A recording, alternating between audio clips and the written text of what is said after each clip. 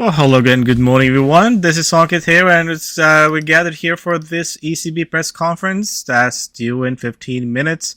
So let's take a look at what's going on in the market, see where the relative strength and weakness is, and see what kind of opportunity we can get off of this rate and the rates press conference here. So the important thing here is to follow a process. We don't know what kind of trade we're going to get if we are going to see a good opportunity, but we have to make sure that we are following a process and repeating that process, because that's where you can get that consistency, especially when you're trading these events where things can be all over the place. So let's just start with what the markets are doing. So first thing, we are in the aftermath of the Fed rate statement yesterday at the press conference. One of the things I want to highlight is the expectation. What is the probabilities for further rate hike? So yesterday after the press conference, this was down to about 60%. So we did notice that the expectation has risen up overnight to about 74%. So this should again helping the US dollar, or the yield should be kind of coming going up from that. So that's really what we're seeing. And here we just had the data just a few minutes ago. Let's take a look at it.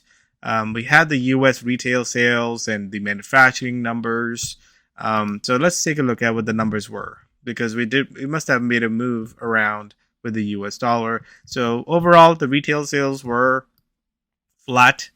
The Empire State Manufacturing Index was strong. Again, strong. That's a strong economy. It's showing that. Again, that would be not so great for the equities. We'll see what kind of price action we're getting in the equity markets here. And the retail sales were up as well, and the unemployment claims were down. The unemployment claims were up as well. So we are noticing the unemployment. Let's take a look at it. It's gradually increasing. I mean, look at the last two reports. Unemployment has been up, but outside of that, all the other numbers kind of look bullish. So the Philly Fed Manufacturing Index number were almost flat. So overall, seems like bullish, for the dollar here. Let's see what the kind of price action we're getting in the dollar off of this. So let's go take a look at the dollar right now, and it seems like the initial price action is to the downside in the dollar. Let me go and take a look at the expectation. If it has changed a bit, I mean, that's still sitting at 74%. So is this just a dip you want to buy, or is the dollar giving us a different story? And I think if you look at the last night, overnight, we did notice that the dollar did strengthen. I mean, look at the Asia markets. I mean, so this was a high from yesterday. This is where we got to pay attention to the highs and the lows. This was a high from yesterday. The FOMC press conference here, and since then you can see the dollar was actually pretty strong all overnight and early morning. It's just right now we're getting a little bit of dip here. The question is, is the dollar going to head lower here? Is this a bear rally? If we look at a 4-hour chart, I mean, this does look like a bear rally. But on the other hand, should we expect sort of a higher low here, and then we can buy into that? I think overall, I don't really love the dollar short here. I think dollar can surprise. So maybe I'll be looking at a buying opportunity off this little dip here in the dollar. I don't really love shorting the dollar here. So let's actually take a look at our process, go through what the equity markets are doing. Because yesterday we had a lot of back and forth. And with that back and forth, we always want to see, okay, which side wins. So yesterday, this was the aftermath, and it was very choppy and very difficult to trade this kind of price action. It was indecisive. And as we go forward, we are noticing the markets actually weakened overnight. Same thing now. If we just got that report, those reports were not bullish for the U.S. Markets, because again, that keeps the Fed to raise rates. Again, once we see the weakening numbers, we're seeing the opposite side of it. So strong numbers are not good news for the overall markets.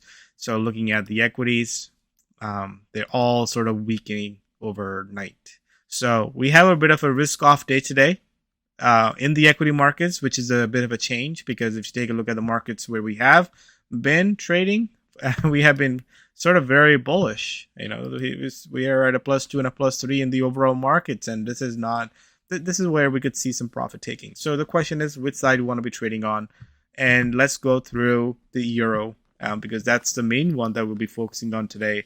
The ECB did raise rates. Let's go back to our schedule here, and the ECB did raise rates by 25 basis points. So this is very similar to as trading the FOMC statement. We get the statement first, and then we get the press conference. So there was no surprise when it comes to raising rates. That's not a surprise. So the bigger surprise would be what kind of guidance they have. Then that comes out in the press conference, and then we'll find out which side will win. But again, that's very similar. We don't want to take a trade going into it, but we want to take a look at the high of this move and the low of this move and figure out which way it is going to break. And that's really with the move likely to have a good follow through. Overall, if we take a look at the euro has been kind of not performing well. I mean, this is a range that has been kind of bouncing back and forth. So seems like it's bouncing off this area, but it does have a lot of overhead supply that it needs to clear. So we have a further sort of upside potential here, but that's very small. I mean, let's take a percentage change. It can rise, and this is again 0.88% on a currency basket. So that's what we have here. So overall, I would say the euro has not really been as diverged from the US dollar. They're kind of doing the same thing. But overall, let's take a look at euro dollar here. Seems like it's kind of testing this 50-day moving average. We have a resistance right here. So overall, in the short term, it seems like the euro has a positive momentum. So the important one I really was watching early this week was euro Swiss franc. So remember, euro Swiss franc divergence. This thing has been the euro has been mostly underperforming compared to Swiss franc. So I found that interesting that we got this big move here. This big move got us above this moving averages, tested the 50-day moving average. Look what's happening since then. We did dip yesterday, and then we are rising again. This is another pair that I'm really paying close attention to. Especially if we can break above this level. These are like boring trades, as I like to call it, because you're trading two currencies that are very similar, but there's a great opportunity to be had when they do diverge. A good example is Aussie Kiwi. They spend time doing nothing for an extended period of time. But when this divergence come, there's a great opportunity. Look at the euro, look at the Aussie and the Kiwi. This thing has gone from here to there. That's about a 4 to 5% move. So that's a pretty impressive move. Euro Swiss franc really hasn't done that, but we need to pay attention to that. I mean, last year we got this little divergence right here. So the question is this ready to break out? And I think the levels you want to watch for is to see if it breaks our previous high here, especially now it is above the 20 to 50-day moving average. The last time it was above that was earlier in the year, in this year. So this is an important one to pay attention to. I like that further to the upside on euro strength against the Swiss franc as one of those trades that I like to keep a little bit longer term to catch that bigger move. Overall, I think euro is a stronger contender along with the US dollar. Let's take a look at what the dollar is doing. So dollar is again not really breaking lower, just digesting that news. And we'll see what happens when the equity markets open up, and we'll probably see a bigger breakout. But again, I do like dollar more to the upside here, even though the technicals are not the greatest. This will be a great little area to look for. Is after this kind of digest some of this news here, if it does start to break out of these area, then that's when the dollar could catch a run here. But for the shorter term, I don't love the risk to reward ratio. I rather play it on the upside, especially with the next meeting we are expecting a rate hike from the U.S. So that's going to keep a little bit of a lid on the dollar to the downside. I think we have a little bit more potential to the upside, and especially we're getting a better data here. So let's go back to the euro, and the press conference is going to start in about 5 minutes. And just like the FOMC, we will have some comments start to roll out, and we'll start to have a bit of a move after that. So let's do a quick analysis here. Let's see what's really outperforming and underperforming, and then we can base our trades accordingly. So we already looked at dollar. Let's take a look at yen. And this is why I don't really love the dollar short, because I mean, take a look at yen. On a currency basket, we have now officially broken last year's lows. That is outstanding. I mean, if you look at where we were and the rally we got, well, 9% rally, we have erased a 9% rally. This was not an easy trade, I must say, because there's a lot of twisting and turns in between. But here we are. That's where we're at. RSI is getting into the oversold level. But we got to watch out that, I mean, we are going to the Bank of Japan on Thursday night. Perhaps we could see an acceleration if this reclaims. I mean, this is a breakdown for sure. One of the things to watch out when we see a big breakdown off these levels is that we don't want this to kind of reclaim that level again. Because if it does, then, there's a reversal and we probably back in the range. As long as it stays below it, we want to look for some base to kind of short into. But I mean, the last 3 days, we got a nice little break to the downside. But that's the one that really is screaming out as a short. Now, let's take a look at Swiss franc. So Swiss franc has been acting a little bit weaker. So the big question is that we broke below the 20 to 50. We got in this little range here. That's where we got some bid. Is this a buying? Is it selling the rally opportunity here? This thing has been one of the best currencies. I mean, in the last 12 months. I mean, take a look at where we are. We haven't given back any gains.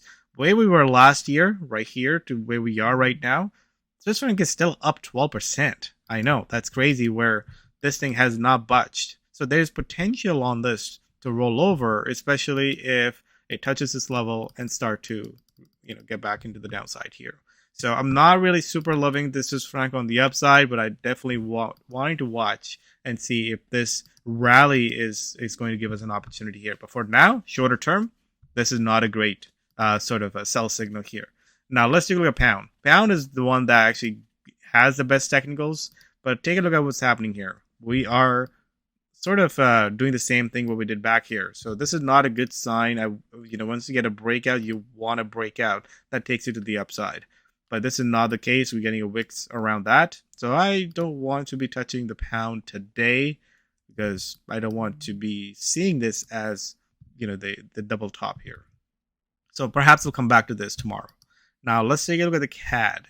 So CAD is also another currency that has lost its momentum. You can see for the last month and a half or two has done really well. And right now this looks like a bear rally to me. So I personally do like CAD more on the short side, but as you go in a higher time frame, you realize that we are not too far from a pretty important support now, which is the prior resistance. Remember how long it took us for us to really break out of this range, like one time, two times, three times, and the fourth time it really broke out. So if this can fall right back into the range, this looks a better trade. But for now, I think if you take a look at dollar CAD, and dollar CAD is one that look at the support here. Gotta watch out for that support. 133, we have seen multiple times when it has reversed off of this. So if you're trying to decide between the dollar and the CAD, and then take a look at CAD, and take a look at this pairing, it gives you a better idea here. All right, so let's go into the last two currencies. Aussie has been on a great sort of a run, and so far, I mean, daily charts is showing a lot of wicks. But if I go on a 4-hour chart, I'm not really seeing a change in that momentum. We're still above the 20 and the 52 moving average. It needs to get below this or make a lower high and a lower low in order to make that trend change. So far, it seems like Aussie is still running to the upside. And take a look at Kiwi. Kiwi was really strong in the past couple of days, catching up with the Aussie. And here we are pulling back.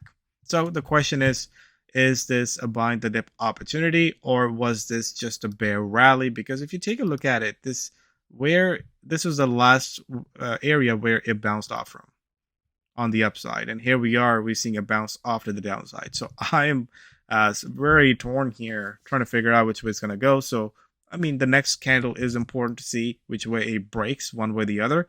But for now, I do not want to roll out both case scenarios. What if this candle recovers and go up, or what if this candle close here and start to break lower? I think wherever we see the next move is likely to have a follow through. So for now, in the shorter term, we are seeing the Kiwi being a little bit weak. So let's take a look at Euro again, because I think Euro the best trade that we can really find in the short term is euro yen, based on the relative strength weakness. So we have a high at about 153.37, and we have a low here at it's about the 152.77. So this is the range that we're dealing with. If we can get above that range, I'll be interested in it. But for now, it seems like that's the range where our stop can be right here, a breakout can be right here. Now let's take a look at the daily chart.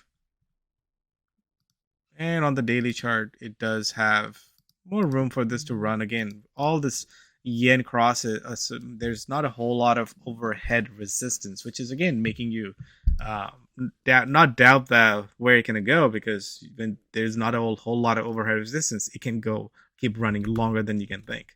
Let's take a look at the other currency pairs. So Euro Aussie. One of the other questions I had was that, hey, Aussie has been a big run. The equity markets are weakening. If we have a risk-off day, can we take a look at opportunity in the euro against the Aussie or the Kiwi? I think we can entertain those two trades, because take a look at it on a 4-hour chart, on a daily chart. They are sort of making a bit of a reversal here. This is the prior support is now the resistance, and euro Kiwi actually looking good as well. Look at that. We got a pretty nice candle here, got above the 20 to 50 moving average. So euro would look good on those two, especially if we start to get a weakening day in the markets. I mean, so far the markets are holding on to the losses here. So those are the ones that I definitely can entertain to play on the upside. So far you can see that euro is holding on to the gains since the rate statement here. So press conference, let's see if they continue with a further rate hike sort of cycle, and they continue to talk about hawkish going forward, which is where all the central banks are heading into.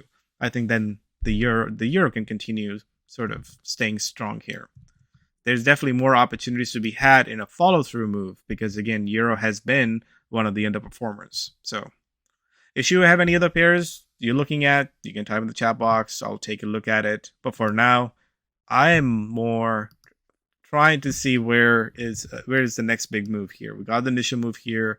We don't want to get caught up in any sort of reversal here if the euro does reverse off of the press conference. So there's always that potential risk. Let's take a look at euro Swiss franc again. So question is, where do I like euro Swiss franc as an entry? Where would I enter? So this trade has to be on a longer term time frame. And the initial entry I'll be looking at is right above this level, which is about 97, 96. I can maybe round it up to about 98. This is the area that I want to get in.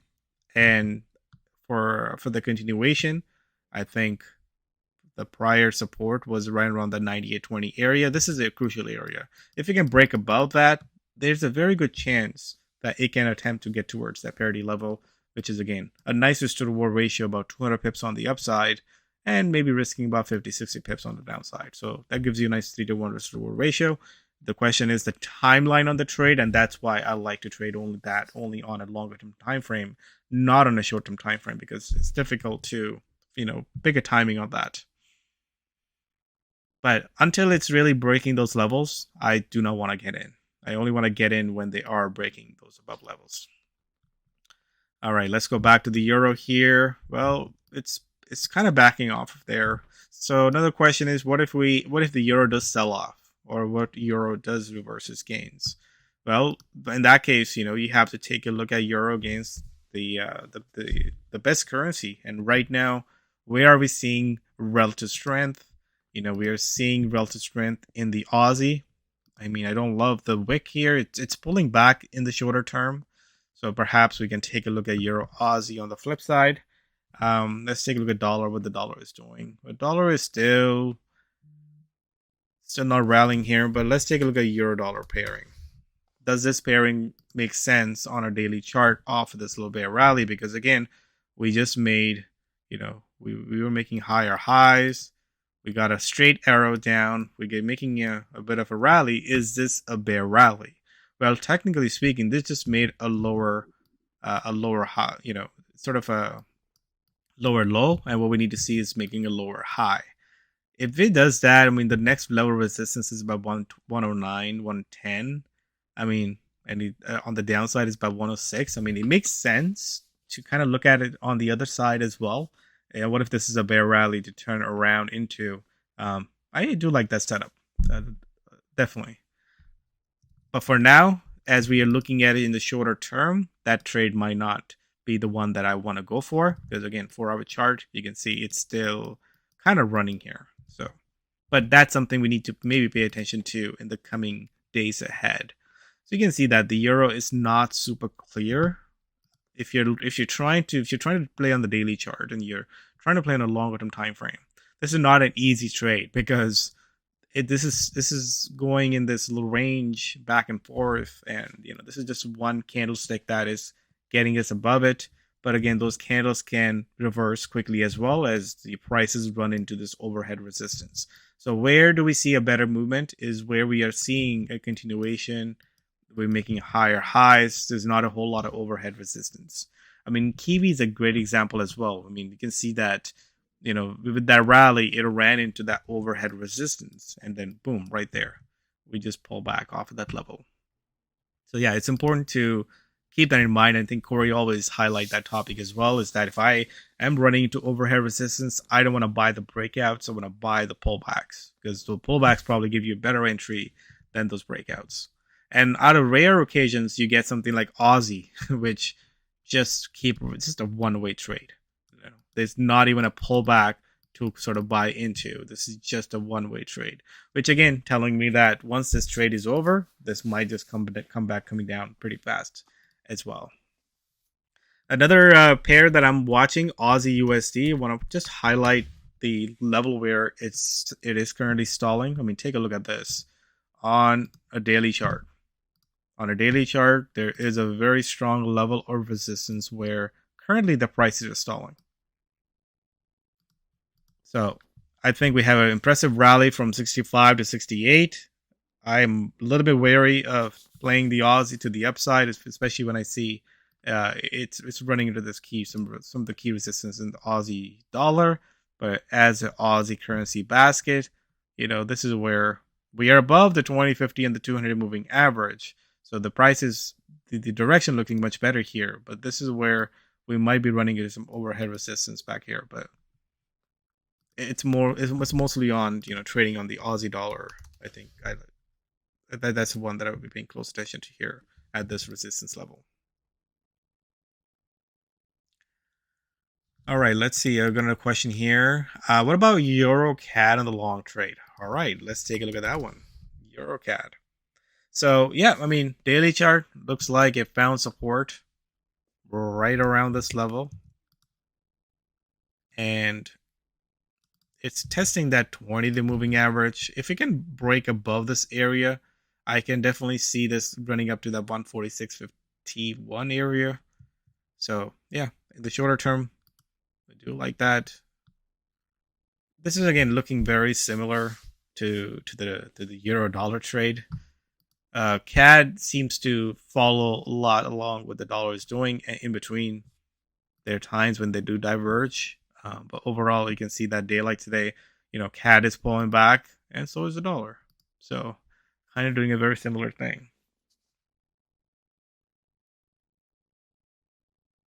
All right, let's go back to euro here. So here's euro. As you can see, this is one of the reasons why I don't like to chase the price action. I mean, the euro is giving up almost half of his gains here.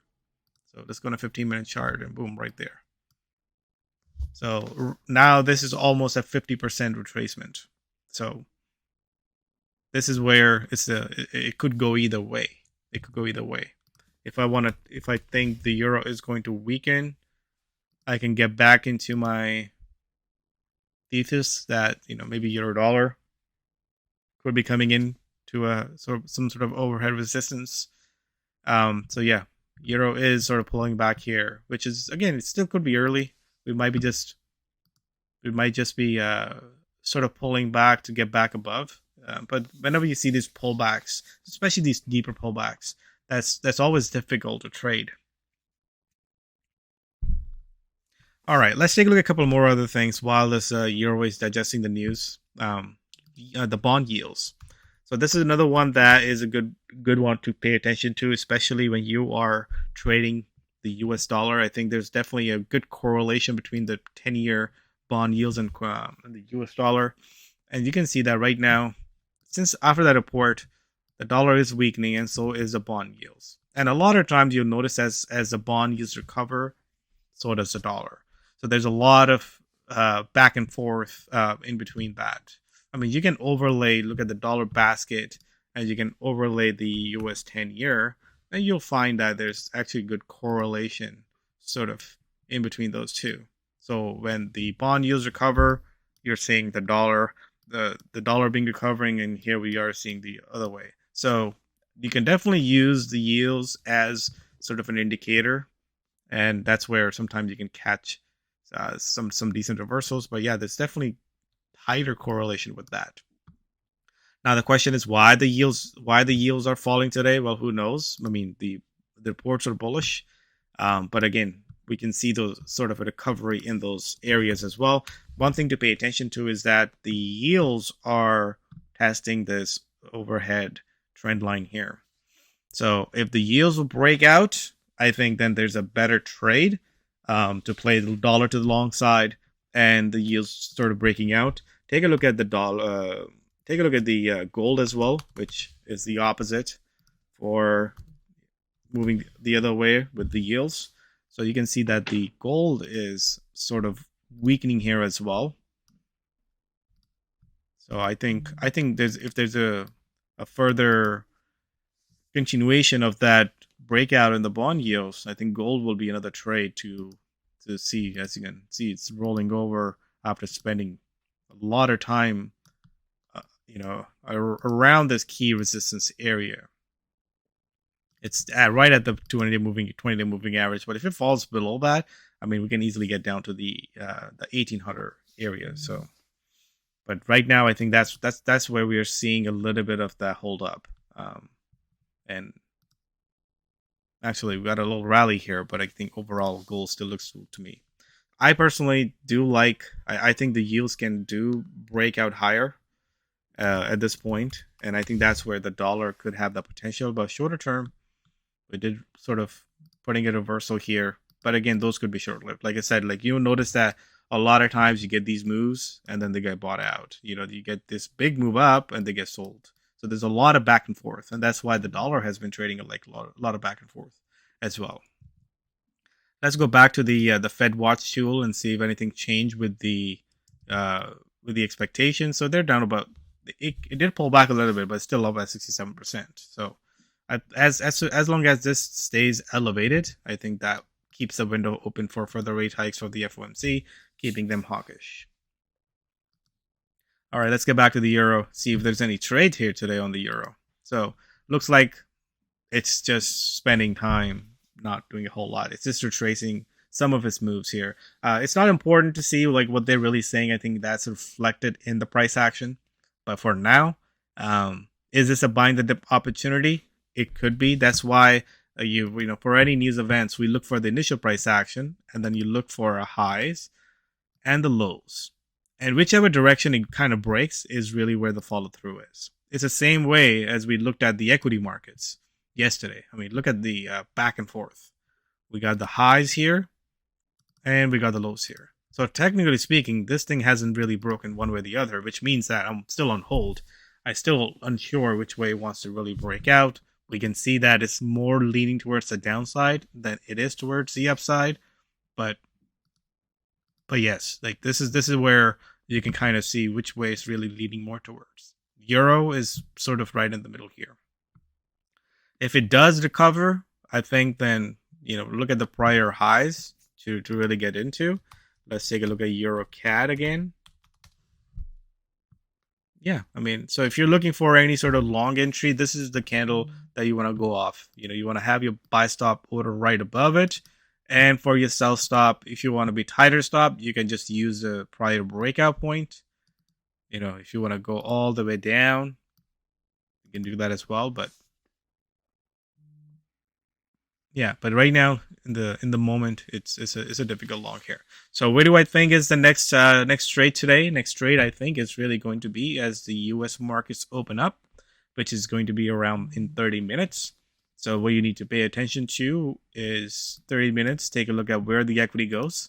Remember, equity has been running high, and this is where do we see any sort of reversal signs anywhere? What the deals do?